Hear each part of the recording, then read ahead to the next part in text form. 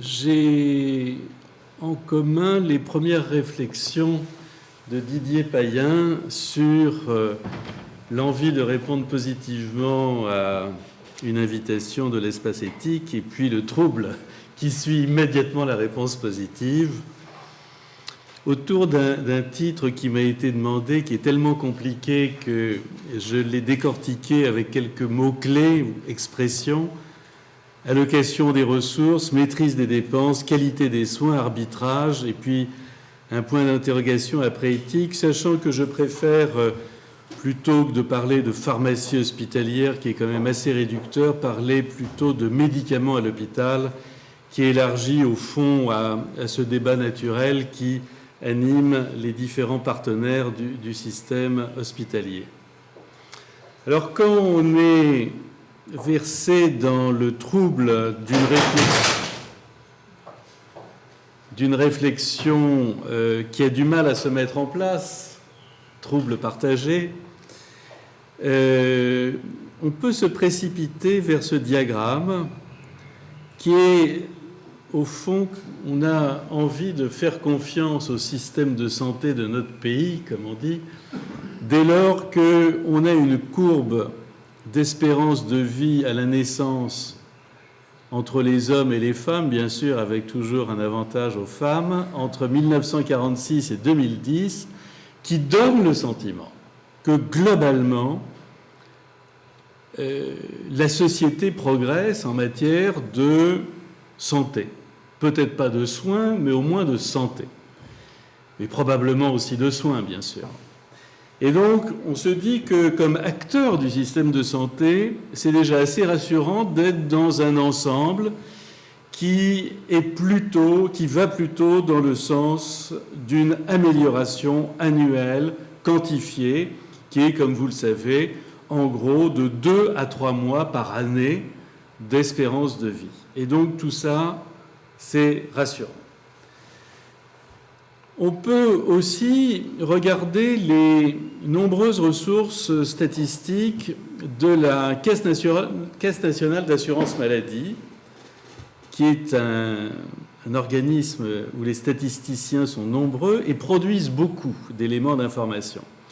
Et on peut voir l'évolution des parts respectives des différents agrégats principaux de l'assurance maladie: les dépenses de l'hôpital en rouge, les biens médicaux et notamment les médicaments en vert, les dépenses dites de ville, en particulier les consultations médicales, chirurgiens dentistes, etc. Et puis une part qui est futile, modeste en tout cas, celle des transports. Je le dis tout de suite, celle des transports aura doublé en 60 ans.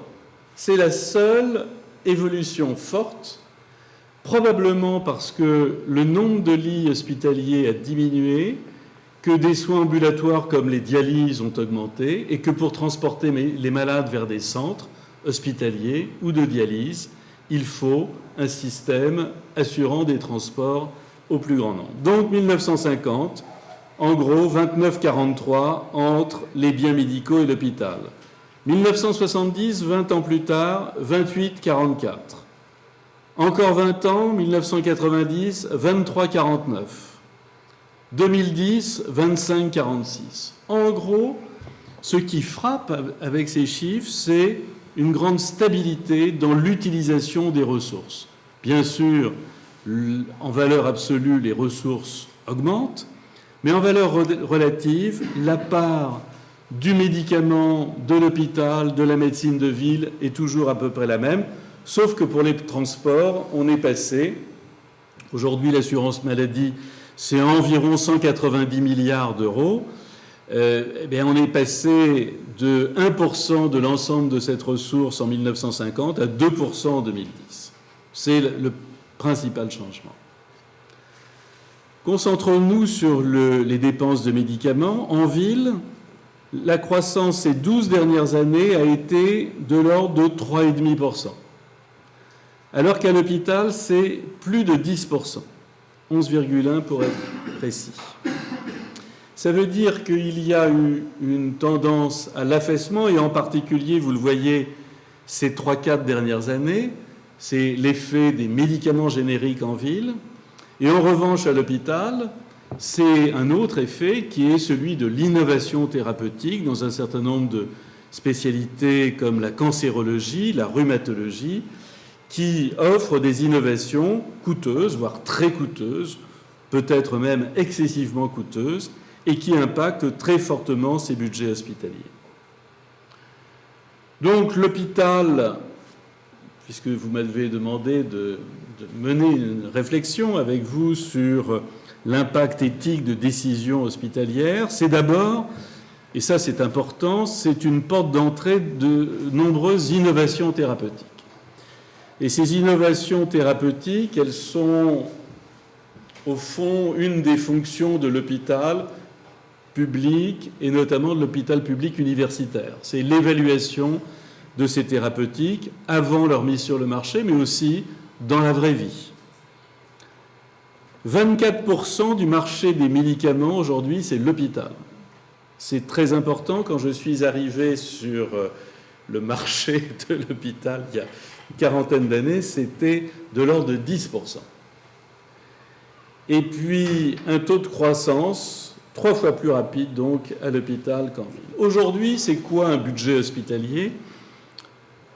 C'est d'une manière tout à fait étonnante, j'ai pris l'exemple de mon groupe hospitalier, les hôpitaux universitaires Paris-Centre, avec notamment Cochin et l'Hôtel-Dieu. Même si l'Hôtel-Dieu n'a plus beaucoup de malades hospitalisés, il y a encore beaucoup de patients consultants et surtout une activité de rétrocession de médicaments qui est considérable. Et bien globalement, sur les 2 hôpitaux, Cochin, Hôtel-Dieu, près de 50 millions de la dépense, c'est une dépense liée à la rétrocession des médicaments.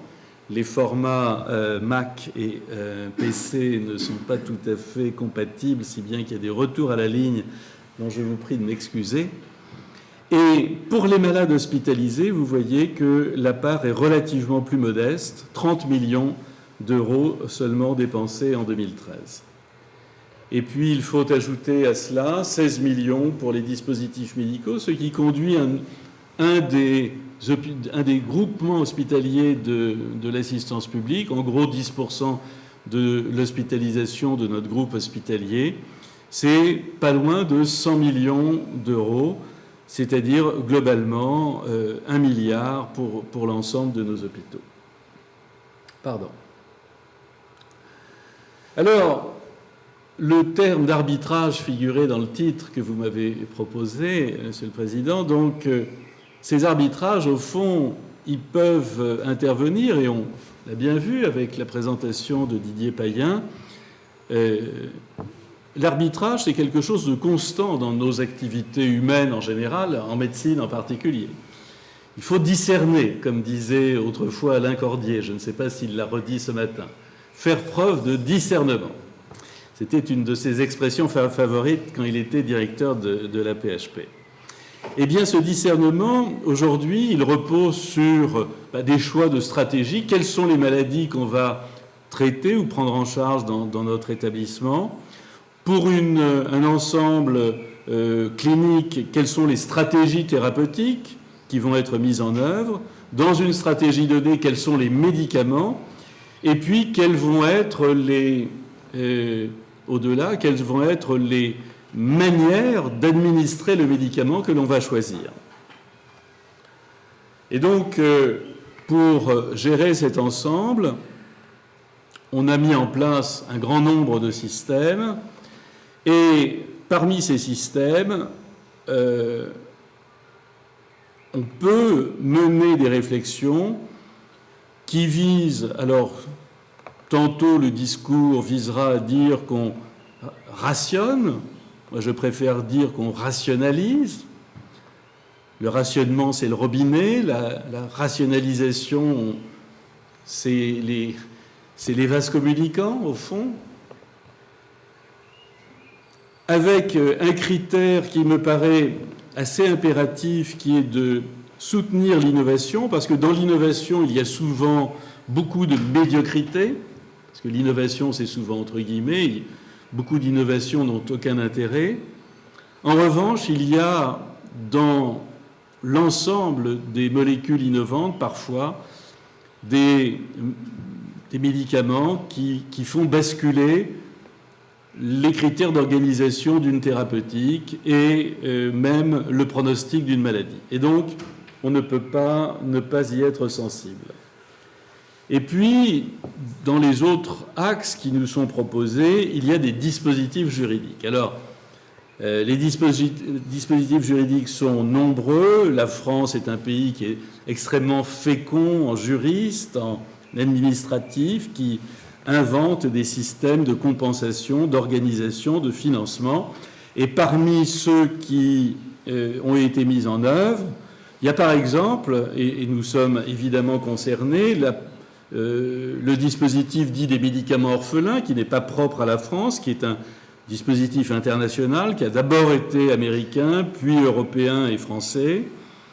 Il y a les autorisations temporaires d'utilisation qui permettent d'introduire une innovation alors que le médicament ne dispose pas encore du cadre juridique de l'autorisation de mise sur le marché.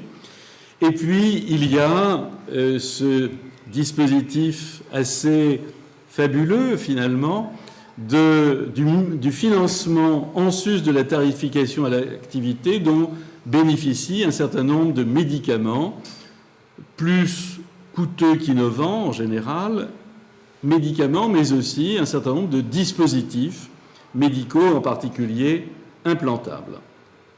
Et voilà, le bleu et le mauve sont mal différenciés sur cette... Ça m'apprendra à travailler dans la nuance. Donc, en haut, les chiffres 11, 12, 11, etc.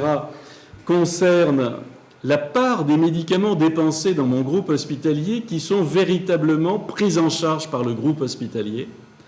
Et puis les 19-18, c'est des millions d'euros pris en charge par les caisses primaires d'assurance maladie des patients qui sont hospitalisés, mais auxquels, les caisses primaires, nous facturons les médicaments que les malades ont reçus pendant leur hospitalisation.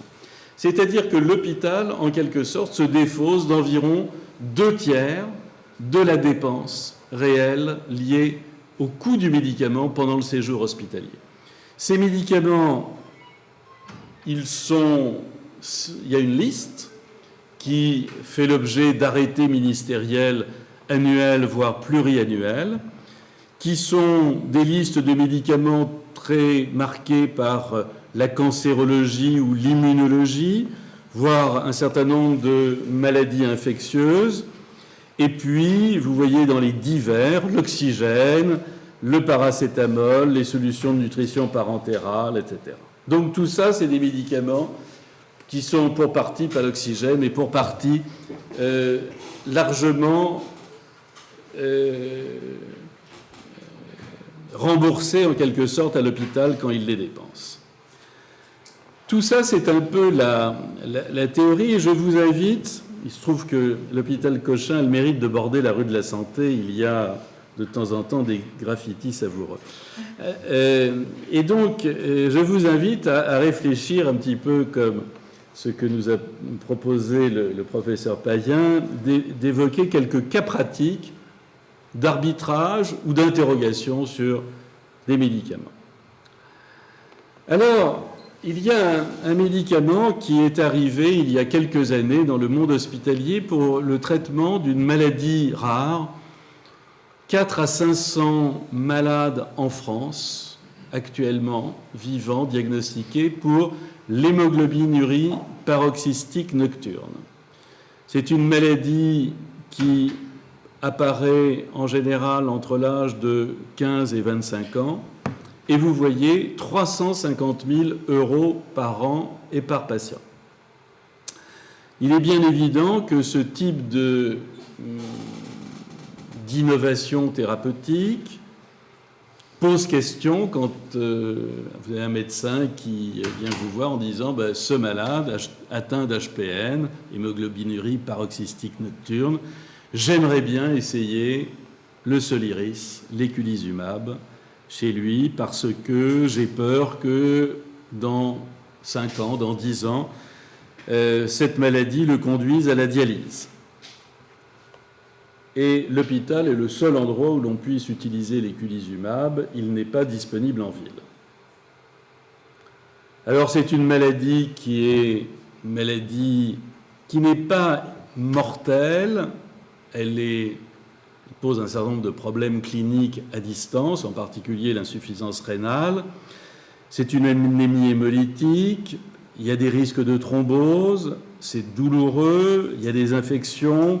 Et comme toutes les anémies, le malade est fatigué, essoufflé et présente un certain nombre de signes cliniques très défavorables. Pour autant, a-t-on les moyens de dépenser 350 000 € pour ce patient, souvent en hôpital de jour 350 000 €, c'est la paye d'environ 7 infirmières. Donc c'est beaucoup d'argent. C'est un investissement fort. Et en particulier, quand on met en parallèle le coût de ce médicament, vous voyez l'éculizumab en bas, 350 000 €, par rapport à ce que coûteraient les transfusions de sang, le fer, les médicaments qui pourraient être administrés au fil des mois pour le même malade durant une année de traitement. Et il y a eu donc au total, pour environ 100 malades traités à l'assistance publique en 2013, une dépense qui frise les 30 millions d'euros, ce qui est une somme importante. Mais après, la notion de l'arbitrage est quelque chose d'extrêmement délicat.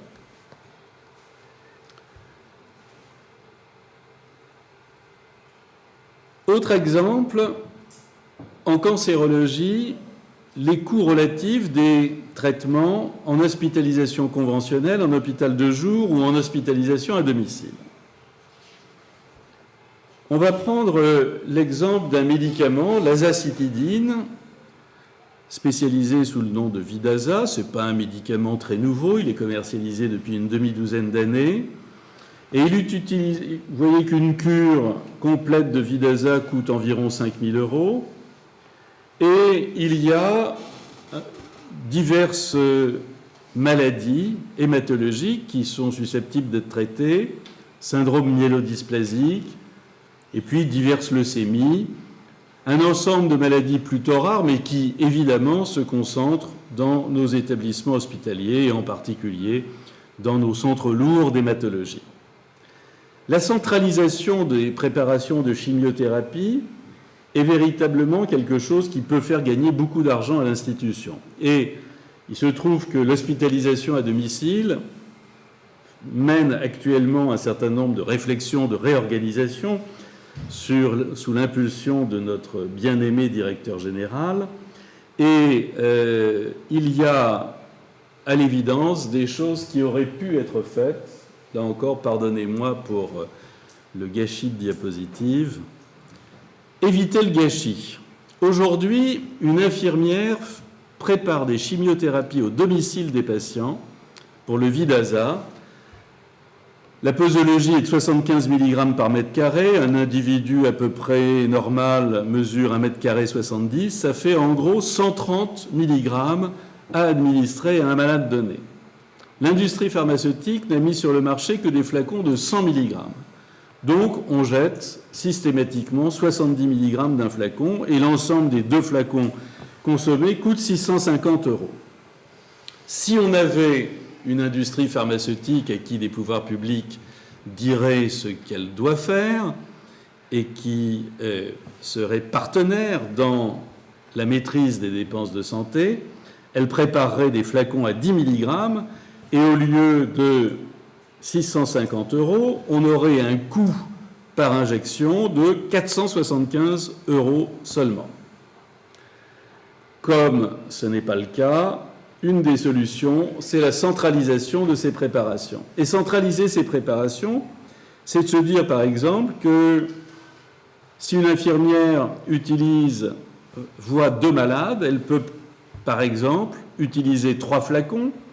Et dans ce cas-là, ces 3 flacons qui lui permettront d'avoir à disposition 150 mg pour chacun de ses patients, vont conduire à un coût de 487 €. Mais si on fait cette préparation au niveau d'une pharmacie hospitalière, si on centralise l'ensemble de ces préparations, le coût ne sera plus que de 422 € par patient, si bien qu'on aura économisé environ 30 à 35% du coût global de la thérapeutique.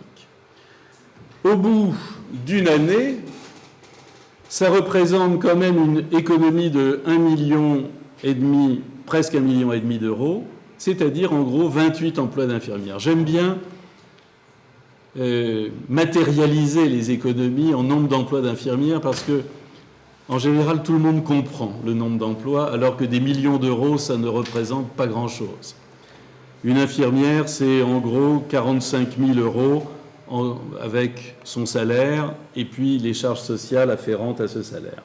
Donc 28 infirmières, ça commence à être significatif pour un établissement, pour un service. Inutile de dire que souvent ça doublerait le nombre d'infirmières, mais pour un hôpital, c'est très significatif. Je voudrais aussi vous parler de l'attitude paradoxale parfois des pouvoirs publics en termes de choix stratégiques relativement à l'économie de la santé. Parfois, les pouvoirs publics interdisent les économies.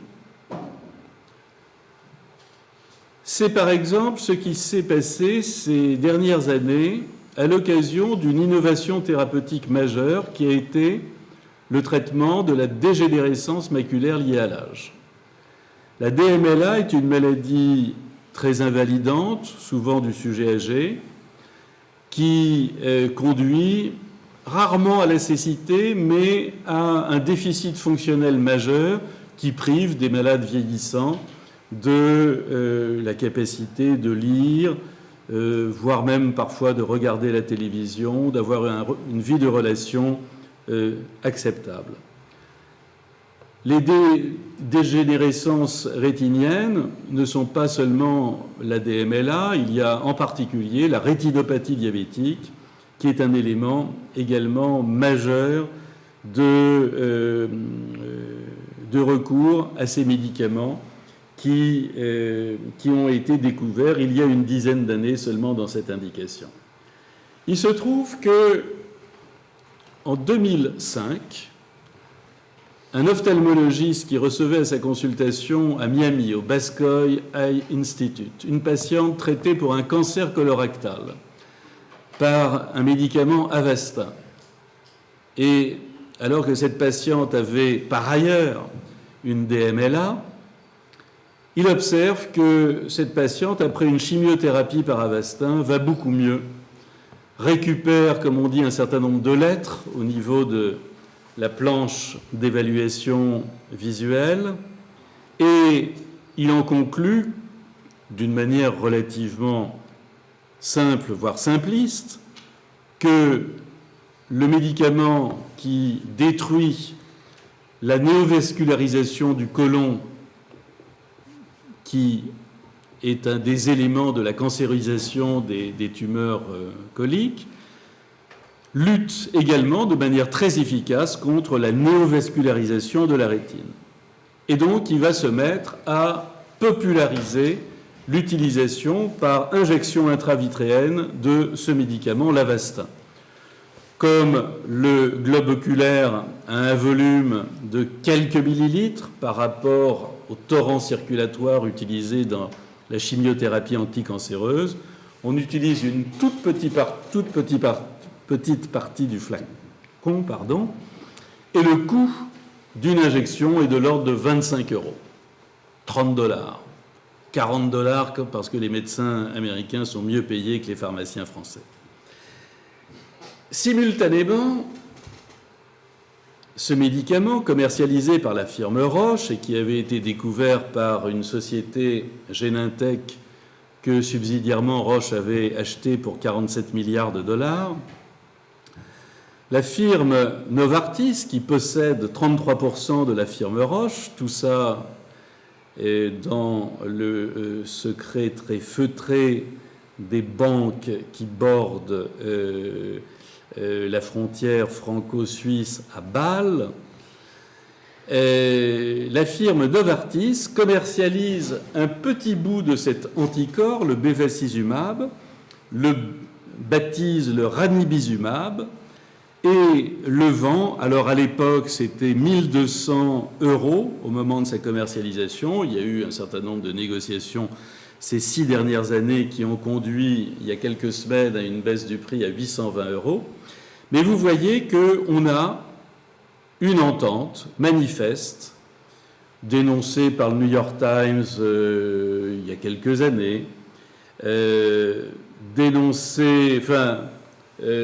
rappelée dans quelques grands journaux de médecine, le New England Journal of Medicine en mai 2012, dans le Journal of Ophthalmology en juillet 2012, une autre fois avec une étude française en novembre 2013. Bref, ces journaux rappellent que les résultats cliniques obtenus par ces deux médicaments sont strictement superposables en termes d'efficacité et d'effets indésirables. Mieux, l'étude GEFAL que vous voyez publiée en bas est une étude qui avait fait l'objet d'une étude française, multicentrique, pilotée par des collègues lyonnais, et qui avait fait l'objet d'un programme hospitalier de recherche clinique, PHRC, subventionné donc sur le budget de l'État, et donc dont les conclusions explicitent de manière claire qu'il n'y a pas d'infériorité du médicament bon marché par rapport au médicament cher. Les adeptes de la lecture du journal officiel n'ont pas manqué de lire dans le journal officiel du 22 juin 2012 un avis relatif à une baisse du prix de la spécialité chère, le Lucentis, de Novartis, qui passait à l'époque, vous voyez, à 1 002 € TTC au 1er juillet 2012 et à 895 € TTC au 1er février 2013.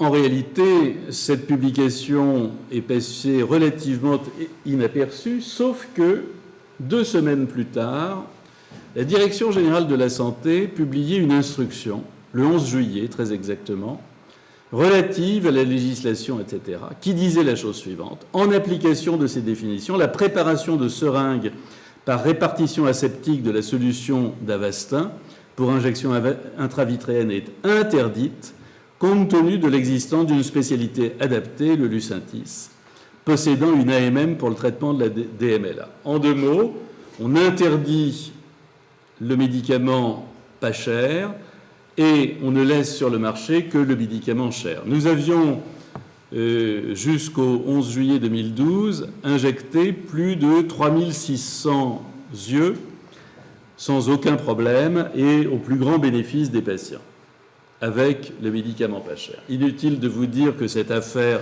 a fait un petit peu de bruit, d'autant qu'à partir de 2012, Lucentis est devenu la première spécialité remboursée par l'assurance maladie en ville. Vous voyez, en 2013, 428 millions d'euros.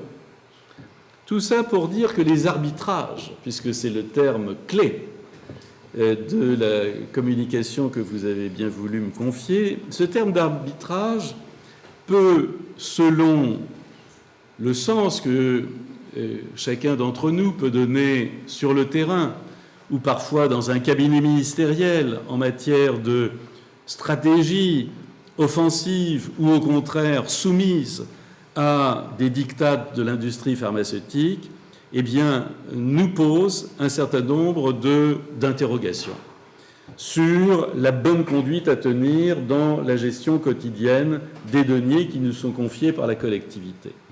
D'autant que, par exemple, nous avions, là encore, dans cette revue Ophthalmology en 2014, des démonstrations sur le coût-efficacité. En matière de médicaments, c'est évidemment très important.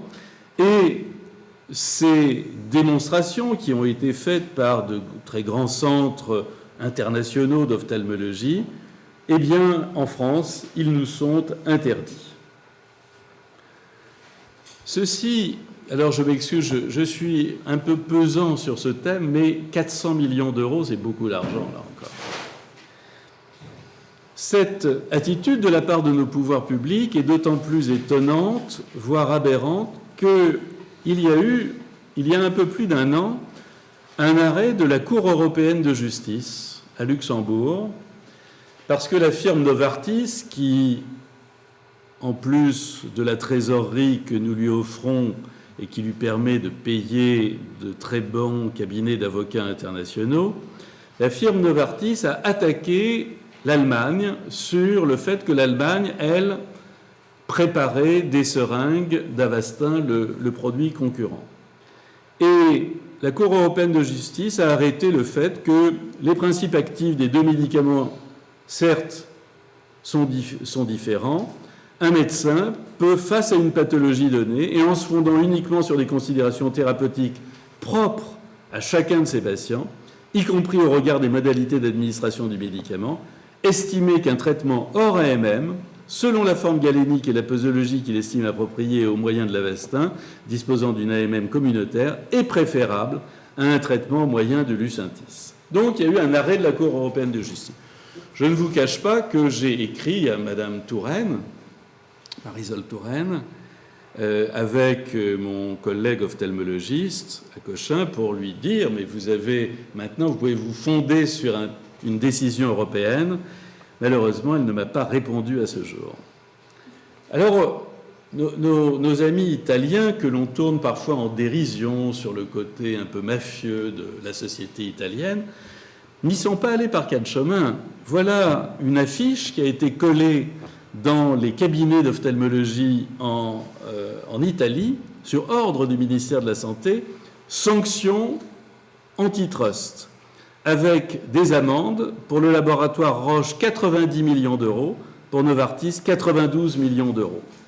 Et donc, il y a eu, de la part de l'autorité italienne de la concurrence, des enquêtes qui ont montré, à l'occasion de perquisitions, que les deux laboratoires s'étaient entendus, avec le directeur général de Roche Italie qui demande dans un mail à son collègue de Novartis le 3 mai 2012 « S'il te plaît, on en est où avec les activités de différenciation des deux produits ?»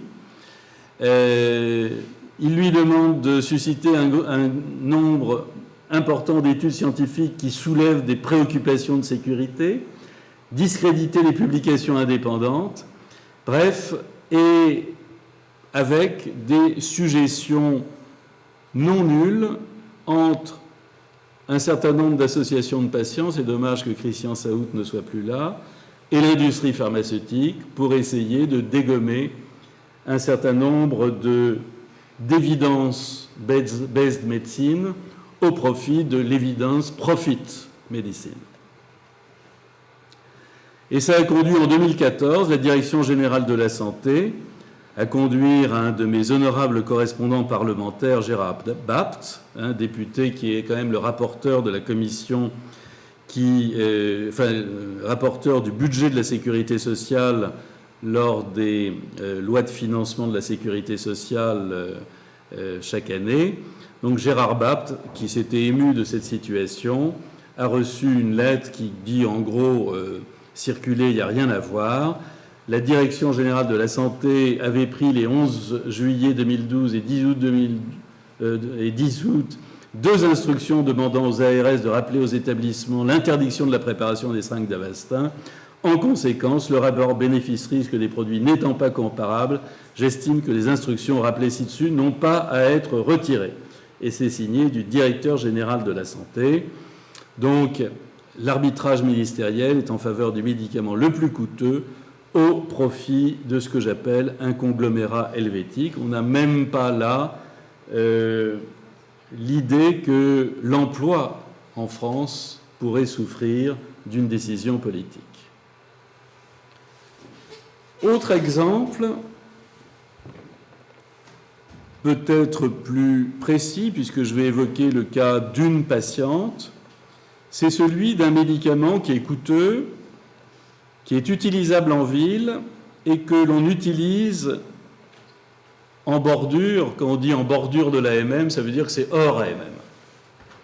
on est dans ce qu'on appelle une impasse thérapeutique et on a envie d'essayer, alors chez une jeune patiente de 23 ans, on a envie d'essayer une alternative thérapeutique. Et donc, c'est ce qui a été fait dans un cadre de discussion entre pharmaciens, rhumatologues, internistes, sachant que le coût, c'est de l'ordre de 24 000 € par mois, puisqu'il faut administrer à une patiente qui pèse 80 kg, 300 mg.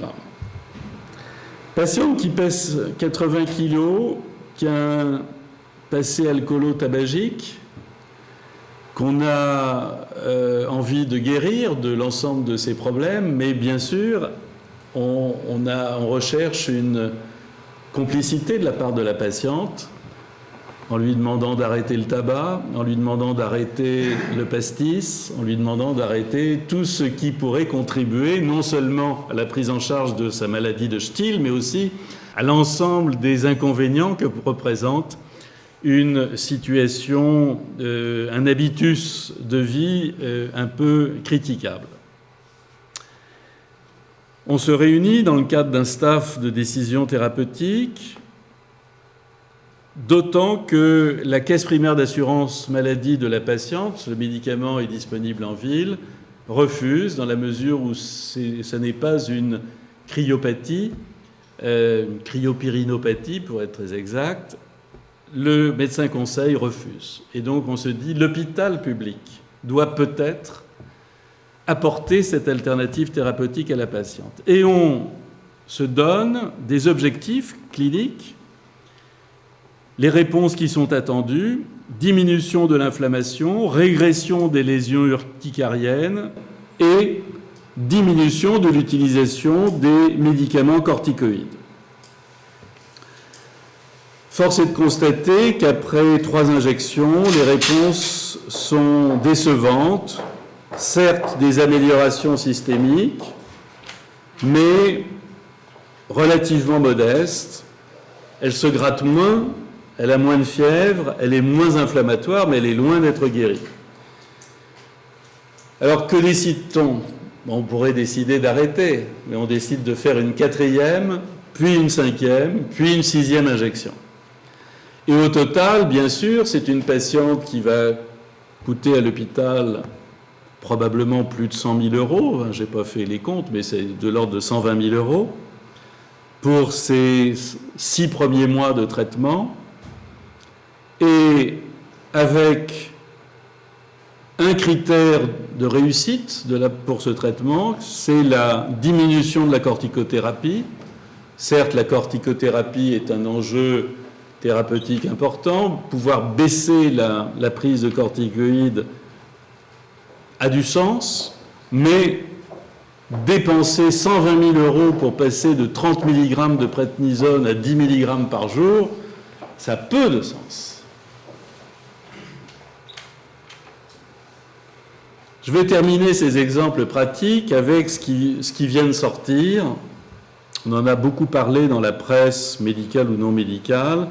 C'est les nouveaux médicaments anti-hépatite C.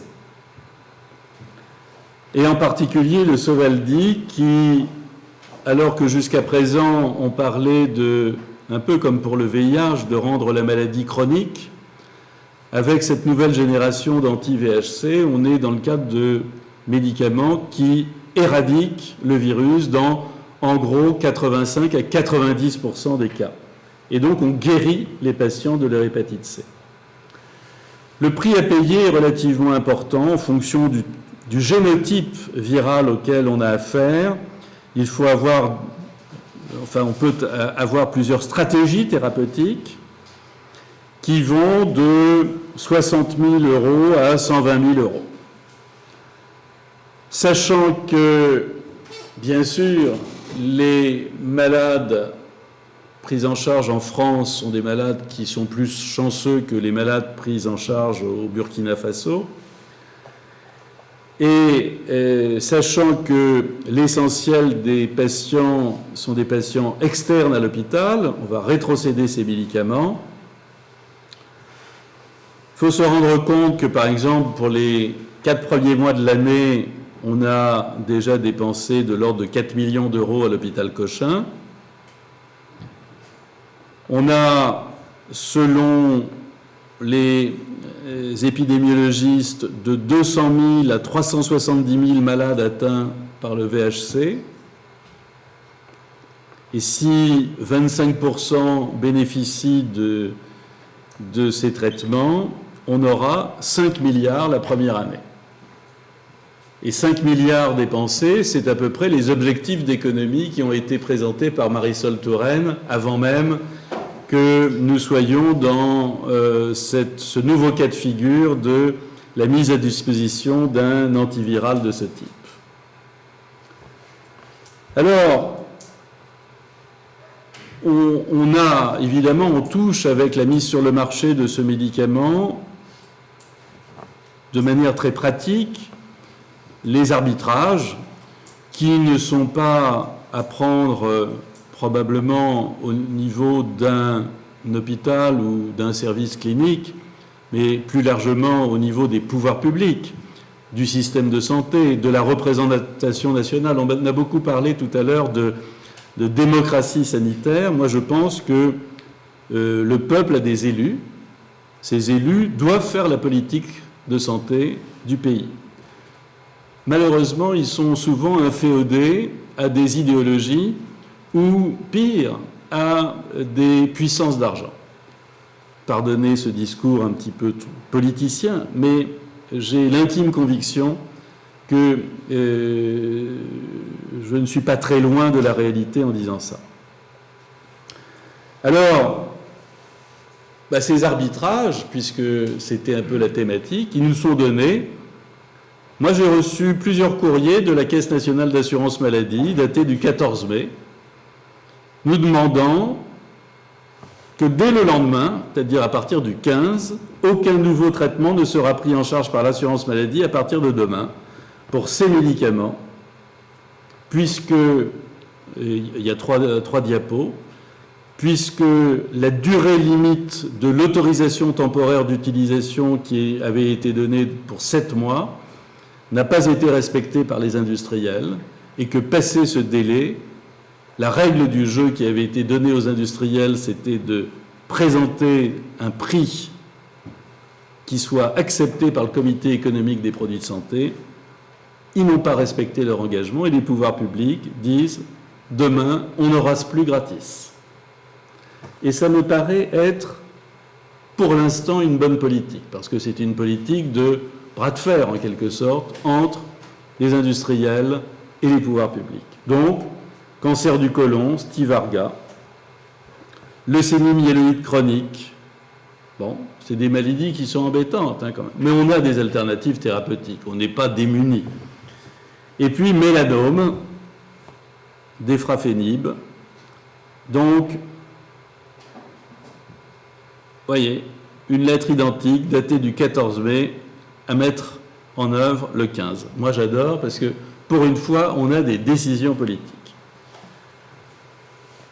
Alors, je reviens pour conclure sur les statistiques macro de l'épidémiologie et de la santé publique. L'espérance de vie à la naissance, on a vu que ça n'arrêtait pas de grimper depuis 1946. Et c'est vrai que la France, au fond, elle est, vous voyez sur la partie gauche de la diapositive, elle est dans le peloton convenable, 81 ans, encore 13 ans à tirer, quelque chose comme ça. Ou plus, je ne sais plus. Alors. Mais vous voyez que le Japon est un peu au-dessus de la moyenne.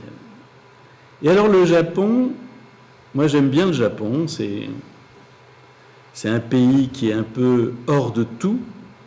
Le Japon, non seulement il est en tête, mais c'est celui qui a le plus gagné depuis ces 50 dernières années. Le Japon a gagné 15 ans en années de vie espérées à la naissance, alors que la France, c'est pas mal, 11 ans. Et je ne peux pas ne pas mettre en corrélation le prix à payer, au fond, pour ces années de vie gagnées. Les États-Unis, mauvais élèves, vous voyez, 78 ans, on vit 3 ans de moins aux États-Unis qu'on ne vit en France, et en gros, 6 ans de moins, 7 ans de moins qu'au Japon. Et pourtant, on dépense beaucoup plus. Et je crois que nous devons, nous,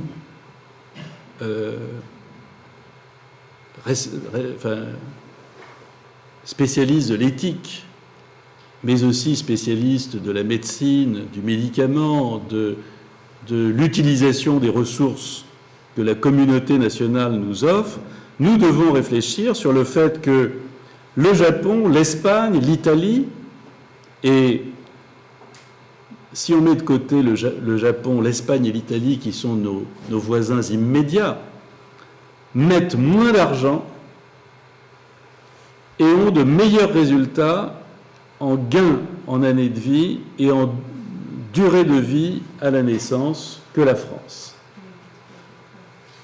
Je ne sais pas si c'est le soleil, si c'est l'huile d'olive, si c'est une forme d'art de vivre qui différencie nos pays, mais je crois qu'il y a probablement une réflexion à avoir sur l'efficience du système de santé. Je vais maintenant bien sûr conclure. Les contraintes économiques sont consubstantielles de la vie de l'hôpital. Je m'intéresse à l'histoire des hôpitaux. En 1738, le chapitre de Notre-Dame a réuni les 10 médecins de l'Hôtel-Dieu pour les enjoindre de rédiger un formulaire des médicaments parce que le défaut d'organisation, disait le chapitre, le défaut d'organisation est source de dépenses inutiles. 1738. Et donc, vivre à l'hôpital, c'est vivre nécessairement dans la contrainte. Je crois qu'il faut aujourd'hui l'accepter. Mais nous devons aussi donner à l'hôpital la chance de pouvoir introduire le progrès scientifique, le progrès thérapeutique, le progrès technologique qui permet aux malades d'être mieux pris en charge et aussi aux soignants de vivre leur vie de soignant en ayant conscience d'apporter des performances d'un système de qualité.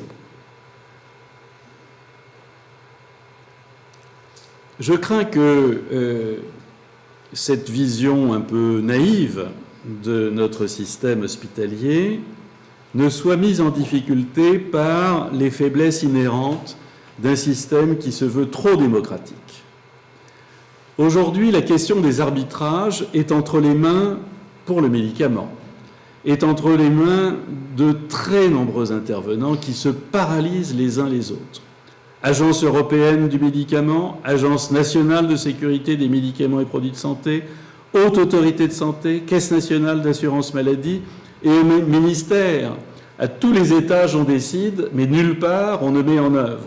Le cabinet, la Direction générale de la santé, le Comité économique des produits de santé, la Direction de la sécurité sociale sont autant d'organismes qui impactent des décisions relatives aux médicaments. Donc une dispersion considérable avec en face des partenaires qui sont beaucoup mieux organisés, les entreprises du médicament, anciennement Syndicat national de l'industrie pharmaceutique, qui est une entité unique qui parle d'une seule voix et qui se permet de claquer la porte, comme ça a été le cas récemment à l'Élysée, avec le départ en fanfare des représentants de l'industrie pharmaceutique qui considèrent que le président de la République n'est plus un interlocuteur valable pour la mise en œuvre de la politique de santé dans ce pays. Je vous remercie.